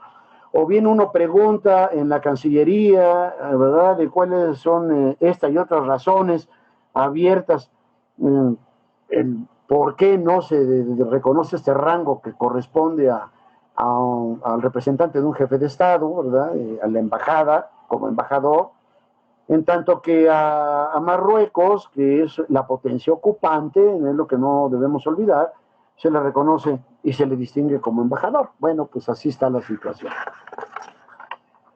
En cuanto a los derechos humanos, y me permitiría ser muy puntual por la razón del tiempo, ¿verdad?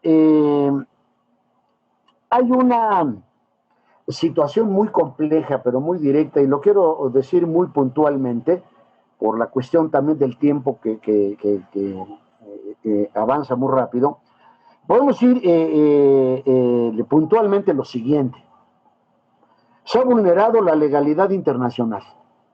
El Sáhara Occidental es un territorio no autónomo, con una descolonización inconclusa, y ningún Estado tiene atribuida la categoría de potencia administradora, como ya se dijo, lo que implica que cualquier ocupación por parte de cualquier soberanía es del todo contraria al derecho internacional. Los observadores han podido detectar un gran despliegue militar y de policías pertenecientes a los diferentes cuerpos de seguridad marroquí. Hay policías, salen hasta de las coladeras, ¿verdad? Y este último episodio, ¿verdad?, de el cruce de algunos cientos, se habla de los 3.000 de personas, pues fueron prácticamente las puertas abiertas por la propia policía.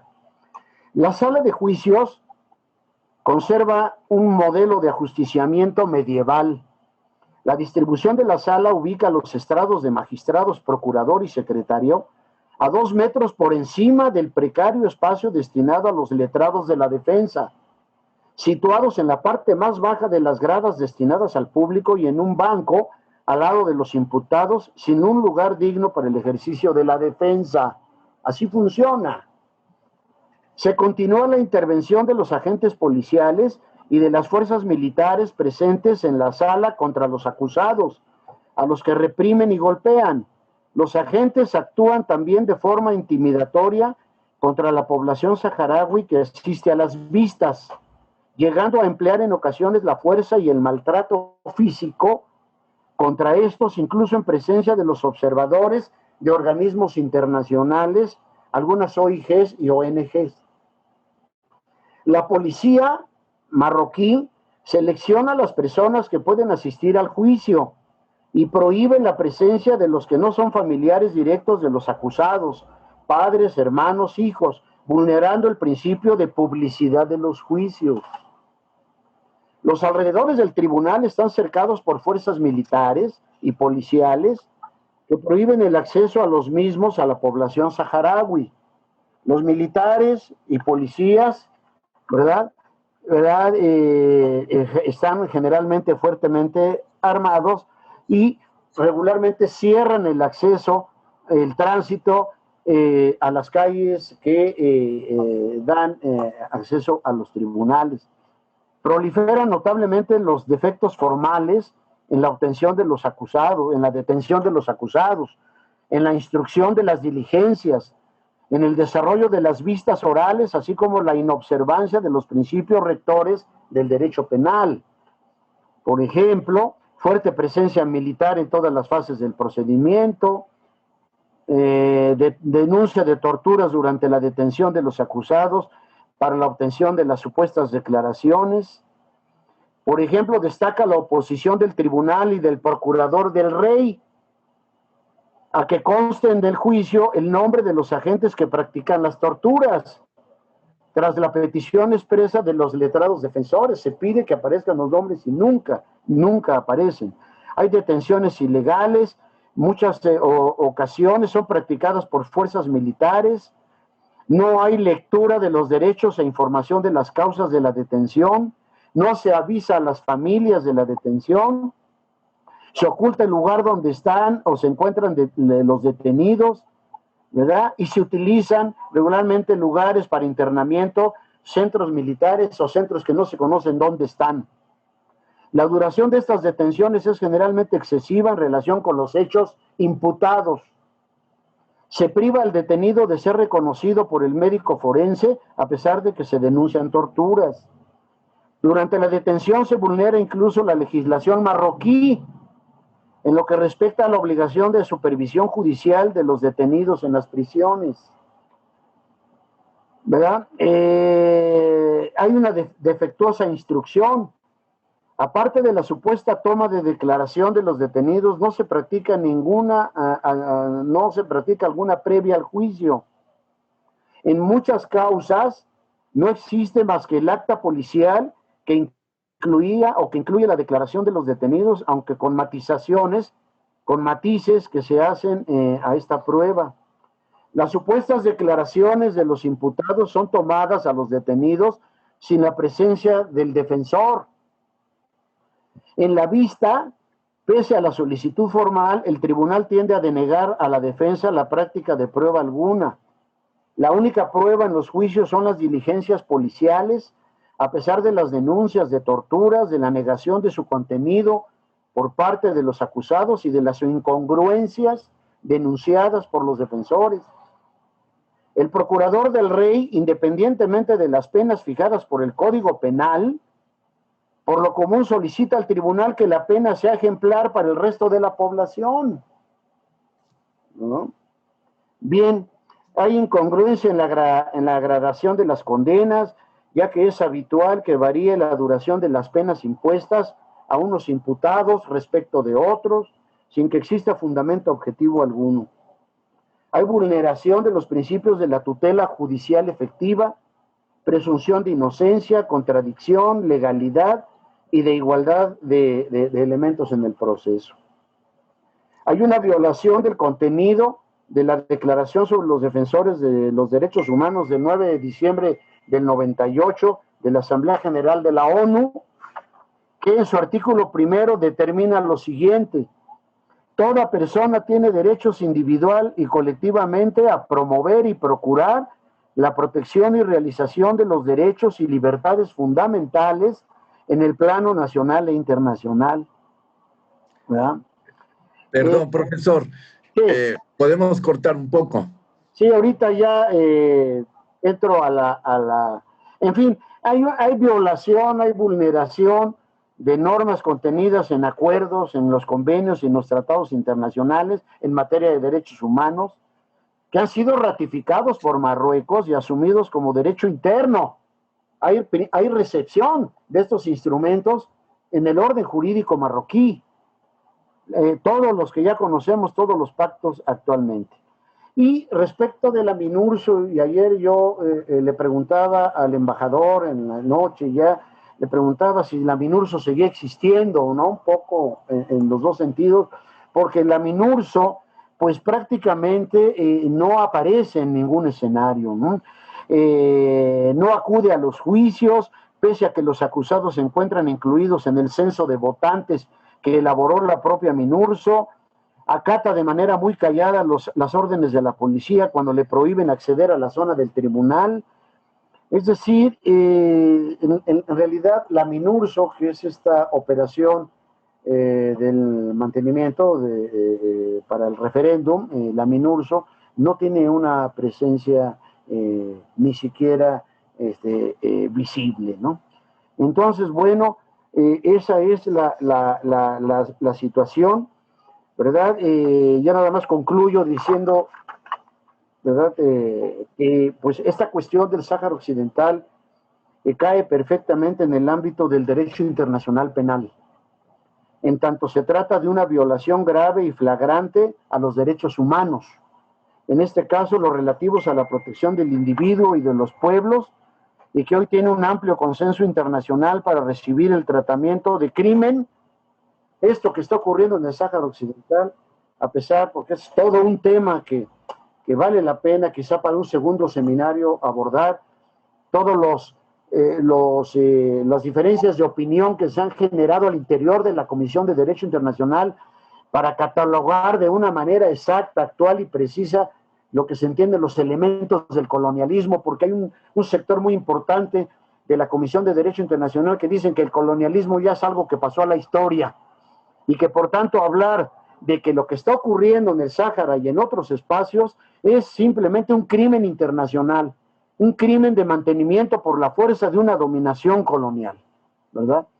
Entonces, bueno, esta es la situación. Para finalizar, pues a mí me llama la atención que en el propio Estatuto de Roma, que crea la Corte Penal Internacional, pues no se considera este tipo de incriminación, la cuestión del colonialismo, aun cuando ha sido continuamente calificada, al igual que el crimen de agresión que está en las mismas, porque no hay un consenso sobre los alcances del crimen de agresión, a pesar de que es competencia de la Corte Penal Internacional, ¿verdad? Y a pesar de que ha sido calificada el colonialismo como un crimen por la propia Asamblea General y por la propia Comisión de Derecho Internacional. Muchas gracias y yo con esto termino. Muchas gracias. Muchísimas gracias al doctor Juan Carlos Velázquez. Perdón de haberlo interrumpido, pero el tiempo ya es muy limitado. Me temo que ya las preguntas que ya son muy amplias, no tengamos mucho tiempo para darle respuesta. Voy a darle la palabra al maestro Mukhtar Leboyi Boiric. Perdón si la pronunciación es malísima de mi parte, que él es embajador de la República Árabe Saharaui. Vamos a cederle la palabra solamente para cerrar este primer seminario y después vamos a las preguntas. Por favor, Mukhtar. Muchas gracias, muy buenas tardes. Primero agradecerle a usted, doctor, al Instituto de Investigaciones Jurídicas de la UNAM, a la Facultad de Ciencias Políticas, a Juan Sorueta, a Carlos Ruiz, por acompañarnos hoy. Trataré de ser breve en el sentido barroso y como además los especialistas han hablado de la implicación de la legalidad internacional en el caso del Sáhara Occidental y el papel de las Naciones Unidas, quiero servirle simplemente a una parte en la que traté de preparar una ponencia y es rescatar un poco el papel de la parte política y diplomática. Muy brevemente, las Naciones Unidas, y insisto, y comparto taxativamente las conclusiones y apreciaciones que tan importantes juristas nos han hecho hoy, también las Naciones Unidas son los estados que las conforman. Y quiero centrarme aquí en 3 ejemplos y con ello concluyo brevemente para dejar el tiempo que se pueda a las preguntas. Las Naciones Unidas, decía entonces, no es el bagaje solo legal, que es importante y muy claro, tampoco es la burocracia neoyorquina, que también es importante y de ella se ha hablado aquí, tampoco solo el espíritu de sus resoluciones, del que también se habló con claridad aquí, también son los estados nacionales que la conforman. Y aquí hay 2 o 3 ejemplos que me gustaría rescatar. Uno es México, otro es Sudáfrica y el tercero es la Unión Africana, y concluyo muy brevemente con la UNAM, como otro actor dentro de un estado nacional que me parece interesante en el papel de la ONU en la descolonización del Sáhara Occidental. Hay que recordar que los estados son sujetos del derecho internacional y por lo tanto deben preponderar activamente por el cumplimiento del derecho internacional. Estados como, por ejemplo, México, que reconoció al Estado saharaui en 1979, han transmitido un mensaje claro en la defensa del derecho del Estado saharaui a existir en el concierto de las naciones. Y por eso, a partir de 1979, junto con la mayoría de los países latinoamericanos, y aquí englobo el ejemplo de México como el ejemplo también de toda América Latina, exceptuando Brasil, Argentina y Chile, que en los años 70, 80 eran dictaduras y no reconocieron al Estado saharaui, el mensaje que transmitió América Latina como unidad es: no cuenten con nosotros en menospreciar el derecho del pueblo saharaui. Y ese mensaje llegó a Rabat, no solo caló sino que ha hecho que Rabat ante América Latina hable un castellano mucho más preciso. Y pongo ejemplos. ¿Es tan capaz Rabat, Marruecos, de pedirle explicaciones a España por qué entró Gali cuando fue embajador durante 8 años en el mismo Madrid, pero no es capaz de hacerle esa misma consulta ni a México, ni a Cuba, ni a Panamá, ni a Uruguay, ni a ningún país latinoamericano? Porque han dicho de manera clara, conmigo no cuente en su ocupación en Sahara. Ese ejemplo de rescatar el papel de la política y de la diplomacia es el que hace que el derecho internacional se pueda cumplir o se pueda en alguna medida avanzar en alguna medida al menos en su cumplimiento. Pongo otro ejemplo. Sudáfrica, un estado de reciente independencia relativamente, que también en el 2004, a pesar de haberse independizado mucho antes, y Marruecos les había pedido que por favor no reconocieran al Estado saharaui, y después en una carta que ha quedado como doctrina casi, al menos desde el punto de vista de la consulta jurídica, han mandado una carta a Marruecos en 2004 después de que Marruecos aceptara o dijera que no iba a celebrar el referéndum de manera oficial y clara. Y le dijo Sudáfrica, en aquel entonces el presidente Thabo Mbeki, no cuenten con Sudáfrica en su ilegalidad y encima en seguir pisoteando la legalidad internacional en el Sáhara Occidental, rechazando aquel compromiso que ya habían asumido con anterioridad, que es la celebración del referéndum. ¿Qué pasó después? Pues tanto América Latina como Sudáfrica pasaron a ser actores que le pueden hablar a Marruecos de tú a tú, a pesar de que hay que recordar, ningún país en el mundo le reconoce soberanía, desde luego, sobre el Sáhara Occidental, salvo este tuit su generis de Trump, que desapareció a los 20 días de haberse lanzado, y con ello incluso hasta desapareció la cuenta. Pues salvo estos chistes que también se dan en el contexto internacional de conceder soberanías vía tweet, ningún país serio le reconoce soberanía de Marruecos o a Marruecos en el Sáhara Occidental. Pongo el otro ejemplo y con ello concluyo muy rápidamente. La Unión Africana. La Unión Africana en 1979, cuando México y muchos países latinoamericanos reconocían a la raza, le pidió a Marruecos celebrar el referéndum en el Sáhara Occidental para eliminar el colonialismo. Cuando vio que toda la antigua organización, OUA, hablaba en serio y en bloque, Marruecos, por primera vez en el 78-79, pronunció de que sí iba a celebrar el referéndum. Y le prometió a la Unión Africana celebrar el referéndum. Cuando en el año 80, 81, 82 se dieron cuenta que solo quería seguir engañando, necesitaba tiempo para construir los muros, ¿qué hizo la Unión Africana? Reconoció al Estado saharaui como un sujeto más del derecho internacional. Ante la violación constante, como bien decían los especialistas y juristas tan reconocidos a nivel internacional, solo cabe una posición política clara, sin ambigüedades, porque todo lo demás es la reiteración y es lo que nos han llevado a que 30 años después Naciones Unidas, con todo su peso, no ha sido capaz de celebrar un simple referéndum, que es un ejemplo clásico de escuela, es un ejemplo clásico de doctrina, donde no existe tan siquiera la discusión sobre ni la forma, ni el fondo, ni de cómo resolverlo. Es un sencillo, pero sencillísimo caso que se puede resolver como lo proponían las mismas Naciones Unidas y lo habíamos aceptado ambas partes en menos de 6 meses. Sin embargo, hemos durado 30 años. ¿Por qué?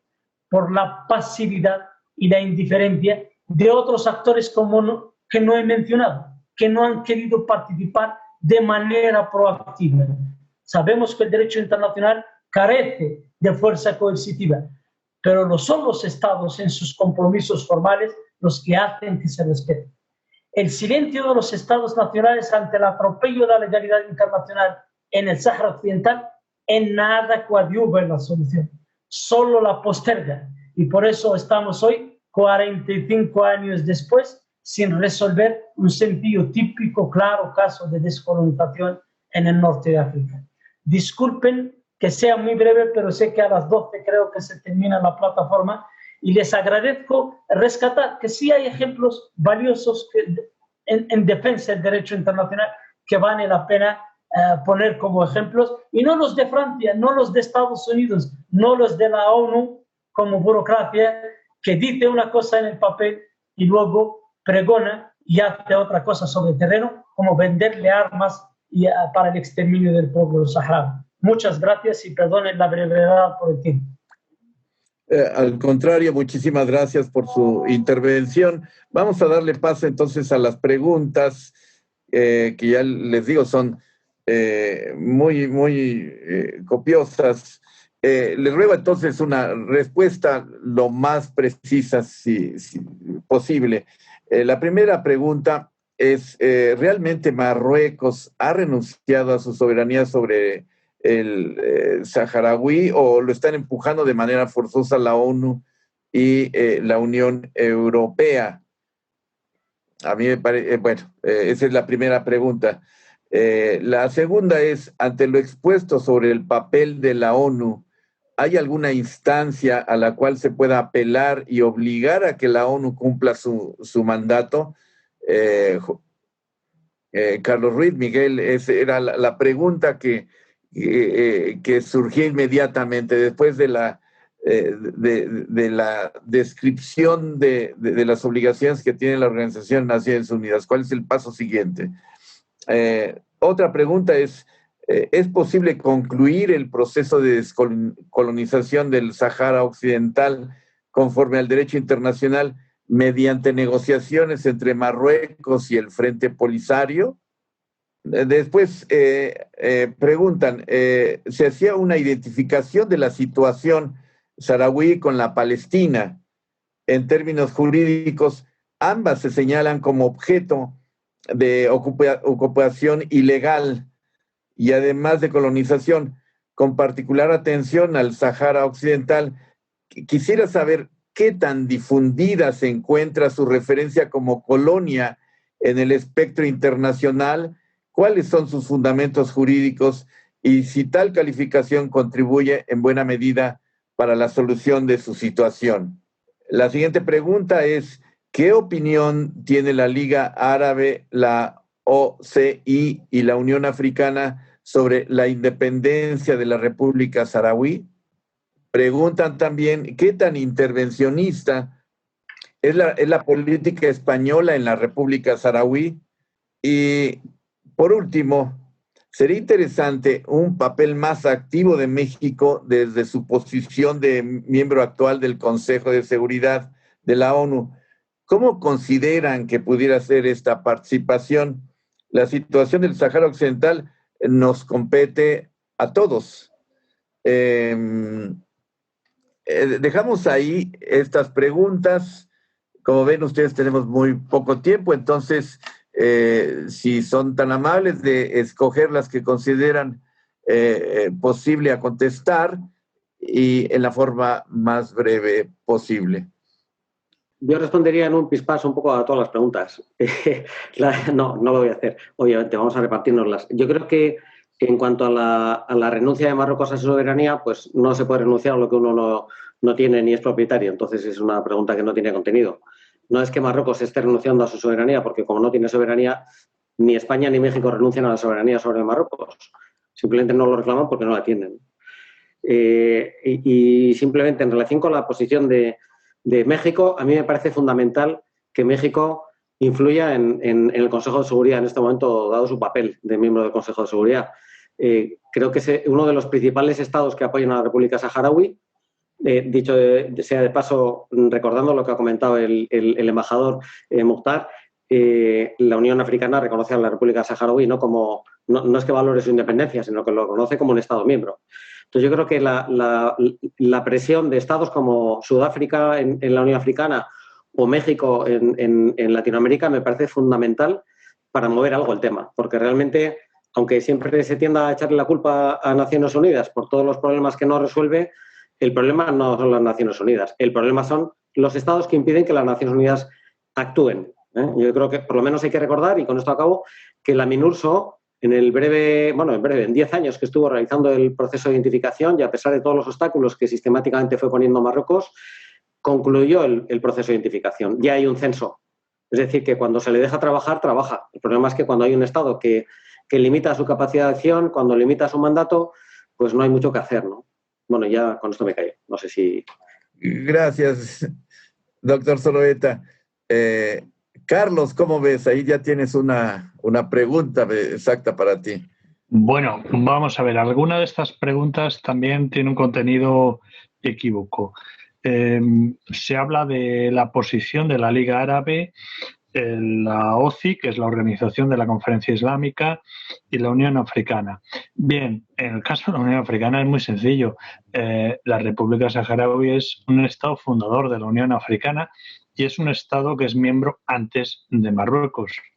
La República Saharaui es miembro de la Unión Africana desde que se funda en el año 2000, entra en vigor en el año 2002 y Marruecos se ha incorporado a la Unión Africana en 2017. Bien. En el caso de la Liga Árabe no se ha pronunciado sobre esta cuestión. Se ha lavado las manos. Bien. Y en el caso de la Organización para la Conferencia Islámica, pues ocurre lo mismo. He leído un comentario que no me parece que esté muy bien informado acerca de que a veces algunos consideran que Occidente se está equivocando porque Marruecos y los países musulmanes consideran una imposición la creación de la República Saharaui. Vamos a ver, yo les recuerdo a quien haya escrito este comentario que hay varios países musulmanes que han reconocido a la República Saharaui. En el norte de África han reconocido a la República Saharaui Mauritania, Argelia, Libia, que son países árabes y musulmanes. Y en el Oriente musulmán le voy a recordar que Yemen o Siria también han reconocido a la República Saharaui. Si ya vamos a países musulmanes no árabes, les recuerdo que Irán también ha reconocido a la República Saharaui. Es decir, que vamos a hablar un poco pensando en lo que decimos, me parece a mí. Otro comentario que a mí me parece bastante desafortunado es el que habla acerca de si España tiene una política muy intervencionista. Si es que precisamente el problema es exactamente lo contrario. El problema es que la política exterior española no interviene en el conflicto del Sáhara como debiera hacer. Porque si el gobierno español hubiera intervenido en lugar de haberse desentendido, pues quizás el conflicto ya estaría solucionado. Y con esto conecto con una de las preguntas que se han hecho. Bueno, ¿y qué hacer ante el incumplimiento por Naciones Unidas de sus obligaciones? Bueno, tenemos que ser conscientes de los límites que tiene la organización y el propio derecho internacional, que en una gran medida depende de los Estados miembros. Desgraciadamente, y hasta, bueno, pues no hay, hasta ahora, no hay un solo Estado miembro permanente del Consejo de Seguridad que esté absolutamente comprometido con la descolonización del Sáhara Occidental. Todos, pues bueno, sí votan a favor de resoluciones, pero no se determinan a actuar. Y este es el problema. Y es un problema estructural de Naciones Unidas, no es un problema exclusivo del Sáhara Occidental. De ahí la importancia de lo que hagan los estados, cada uno de los estados, la importancia enorme para que por su parte los estados cumplan con el derecho internacional y no avalen actuaciones que violan el derecho internacional. Eso es muy importante. Con esto no sé si me olvido de alguna cuestión. Carlos, ¿qué pasa en el Consejo de Seguridad con la posición de Rusia y China? ¿No toman una posición? Bueno, son muy diferentes la posición de Rusia y la de China. China deja hacer, nunca se ha... Bueno, alguna vez ha explicado su voto, pero nunca en un sentido comprometedor. Rusia, sin embargo, sí tiene una posición un poquito más firme. En las últimas resoluciones del Consejo de Seguridad, los Estados Unidos han introducido algunos cambios en el lenguaje de las resoluciones del Consejo de Seguridad para intentar diluir el derecho aplicable hasta ahora, sin conseguirlo del todo, pero bueno, introduciendo un lenguaje más ambiguo. Bien, Rusia se ha abstenido en estas resoluciones. Durante mucho tiempo las resoluciones del Consejo se han aprobado por unanimidad y en las últimas resoluciones no hay unanimidad. Se han aprobado por mayoría y Rusia no ha llegado a amenazar con el veto precisamente porque los Estados Unidos no han dado el paso de negar la legalidad en el conflicto, sino que se han limitado a introducir un lenguaje más ambiguo, pero claro, se presta a distintas lecturas, pero no niega el derecho existente. Y para Rusia esa es la línea, ¿no? De momento se abstiene porque considera que este nuevo lenguaje no es un rechazo de la legalidad anterior, pero no lo apoya porque considera que no es lo mejor para resolver el conflicto. Entonces, Rusia tiene un papel muy importante, tanto en el Consejo de Seguridad, porque es el único contrapeso entre los 5 miembros permanentes a la deriva que ha intentado hacer el gobierno de Estados Unidos. Eso por un lado. Y segundo, es muy importante por otros 2 motivos. Segundo, porque Rusia, en estos últimos años, tiene una política africana muy activa, su presencia en Libia, en la República Centroafricana, en Mali, etc. En Siria. Es cada vez más importante y porque Rusia es el principal proveedor de armas de Argelia, que es quien provee de armas al Frente Polisario. Por tanto, Rusia tiene un interés también en la cuestión.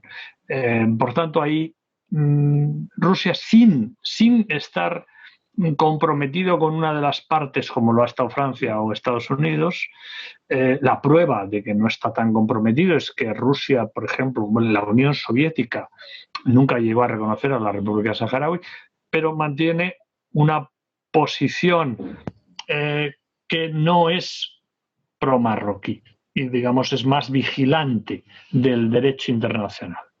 Bien. Por favor, Juan Carlos.